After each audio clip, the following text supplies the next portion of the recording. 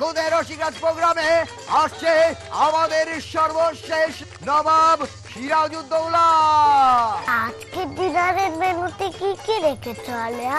Egg fried rice, fried chicken, chilli beef, chilli chicken আর আপনার প্রিয় সফট ড্রিঙ্কস। তুমি তো সব গজবট পাকিয়ে ফেলেছো। পৃথিবী আপনার কোনো ইচ্ছে পূরণ করছে না বলে আপনি হতাশ?